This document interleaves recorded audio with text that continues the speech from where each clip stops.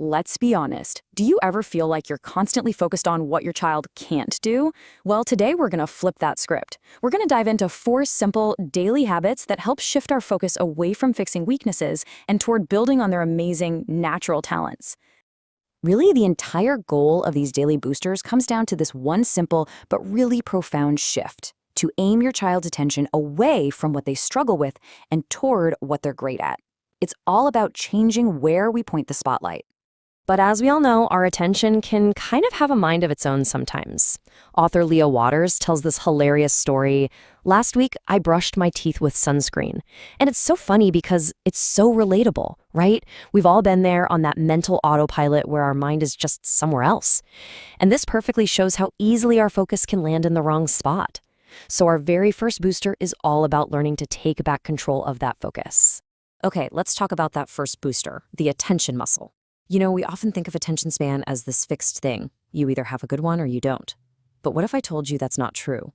The truth is, attention is just like a muscle. And with the right kind of training, it can get so much stronger. And check this out, because this really shows the contrast. On the one hand, you've got the reality for a lot of parents. A 3-year-old who can maybe focus for, 3 to 5 minutes? But look at the other side. When that same kid finds something that taps into their natural strengths, that focus can stretch for hours. See, it's not about forcing them to pay attention, it's about finding the right channel for it. And this story just illustrates it perfectly. Meet Ari, a 3-year-old who got his first Lego set. Pretty soon, he was building these complex sets meant for much older kids, showing us incredible perseverance and creativity. And get this, at one point, he was so into it, he concentrated for 4 solid hours. It wasn't a chore for him, it was an activity he loved that was secretly training that attention muscle in a huge way. So once we've trained our attention, what should we focus it on? Well, that brings us to our second booster, the art of savoring. This is all about teaching our kids how to notice and hold on to positive moments, basically creating this internal piggy bank of good feelings for when times get tough.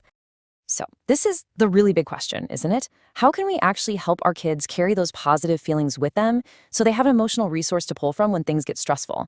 Well, the answer lies in this really simple 2-step process.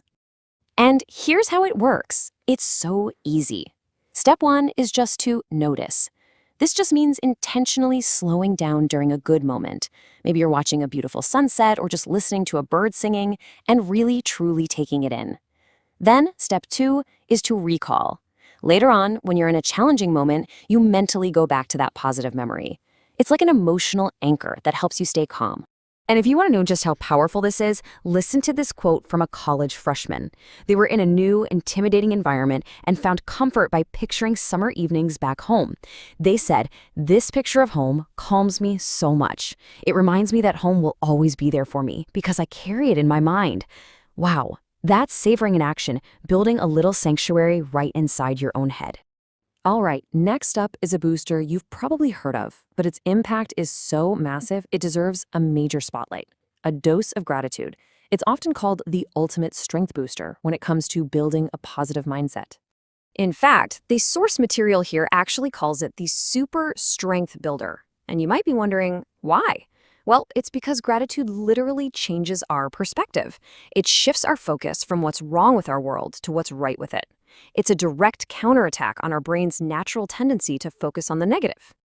And here's an amazing, super practical tool for families: the What Went Well exercise, or WWW for short.